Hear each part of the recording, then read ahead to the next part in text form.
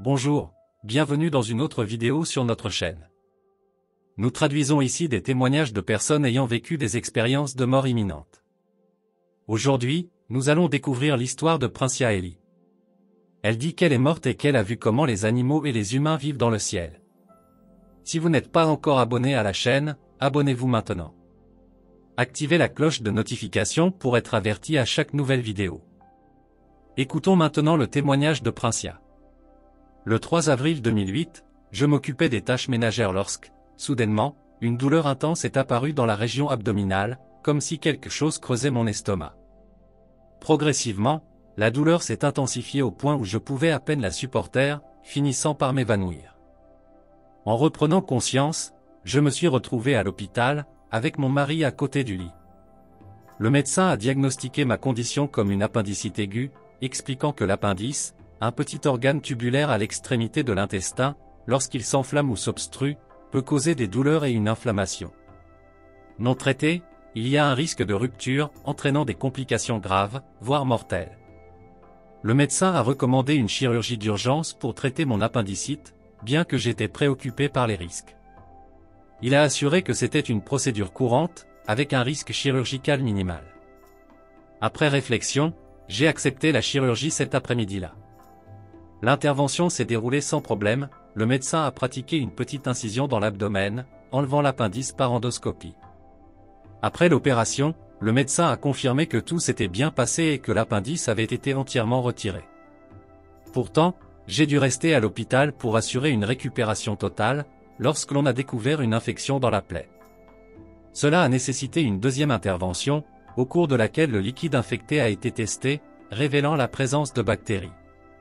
Pendant cette seconde opération, même sous anesthésie, j'étais consciente, écoutant les discussions des médecins sur ma fille, mon père et mon mari, de manière confuse et en colère.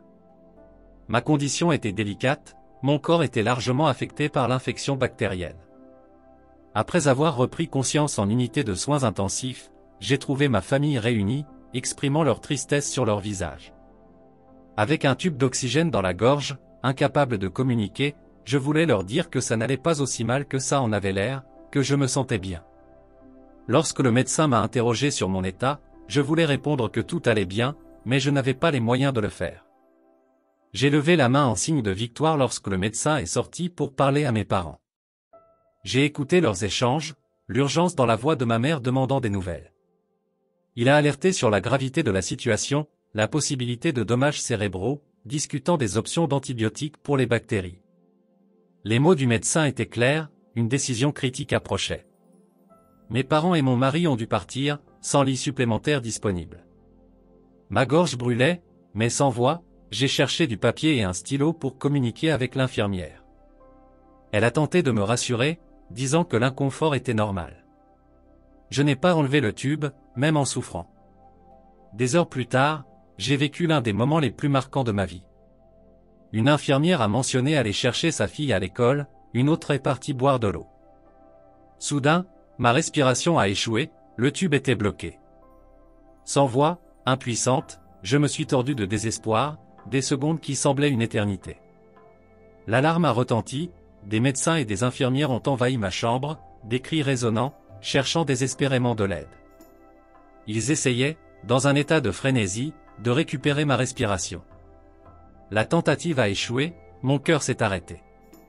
Je me suis vu hors de mon corps, flottant, la douleur disparue, une sensation de paix émergeant.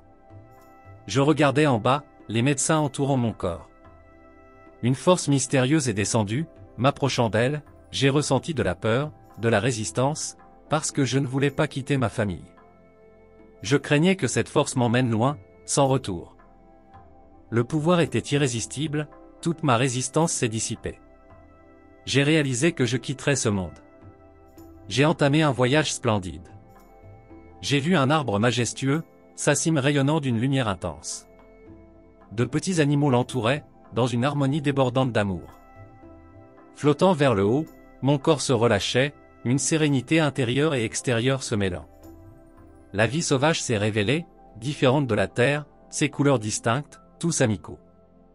J'ai continué, rencontrant des enfants de différentes couleurs et origines, chacun unique et radieux. Heureux, ils couraient et jouaient dans les champs. j'ai aperçu un magnifique jardin, avec une fontaine imposante au centre. Des gens de tous âges et apparences profitaient de l'harmonie et du bonheur, enveloppés d'amour. Autour de la fontaine, des fleurs multicolores, des sourires, des conversations, une communication entre les consciences. Je ne ressentais ni inconfort ni douleur. J'ai pensé à mes parents et à mon mari, sachant qu'ils souffraient, mais j'ai arrêté de m'en préoccuper, sachant qu'ils viendraient ici quand ce serait le moment. Continuez, apercevant d'eau des personnes âgées énergiques marchant dans des jardins fleuris et le long d'une rivière paisible. Une lumière lointaine semblait être mon destin. Au fur et à mesure que je m'en approchais, un amour intense émanait. Lentement, la lumière m'a enveloppé, apportant paix et chaleur, comme une étreinte réconfortante. La sensation était écrasante, une pureté écrasante d'amour et de paix. Mon âme se libérait, un lieu de bonheur absolu.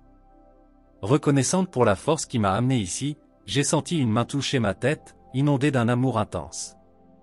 Une voix douce m'a dit de rester calme, que ce n'était pas encore mon moment de rester.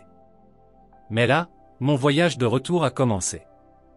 Même si je pensais ne revenir que pour une expérience difficile, c'était quelque chose de beau. Je me suis vu dans un lit d'hôpital, les médecins essayant de me ranimer.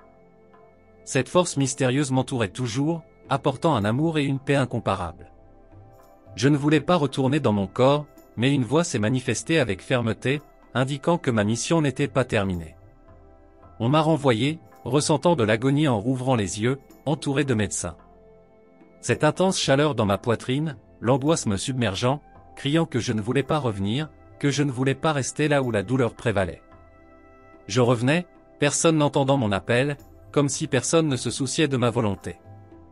Pendant cette période hors du corps, mon cœur a cessé de battre, mais les médecins ont persisté. Finalement, je suis revenu à la vie, un médecin à mes côtés toute la nuit. Confuse, le blâmant de m'avoir ramené, j'ai eu besoin de temps pour comprendre. En partageant mon histoire, il a évoqué des expériences similaires, soulignant l'importance de la foi dans de telles situations. En réfléchissant, je suis rentré chez moi avec des émotions conflictuelles.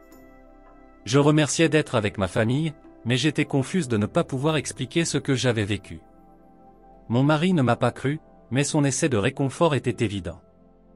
Malgré l'étrangeté de l'expérience, je me suis assise et j'ai revécu ce moment à plusieurs reprises, réfléchissant à la signification de cette voix. La conviction quant à l'authenticité de l'expérience était claire, même si d'autres en doutaient. J'ai décidé que cette expérience aurait un impact profond sur ma vie future. Je ressentais de la gratitude pour la vie, pour cette chance de faire quelque chose de significatif. J'ai décidé que je devais vivre une vie avec un but, en profitant de cette opportunité unique. Alors, qu'avez-vous pensé de cette histoire incroyable? Laissez vos avis dans les commentaires. N'oubliez pas de vous abonner à la chaîne. Donnons à plus de gens l'espoir qu'il existe une vie au-delà de ce que les yeux peuvent voir.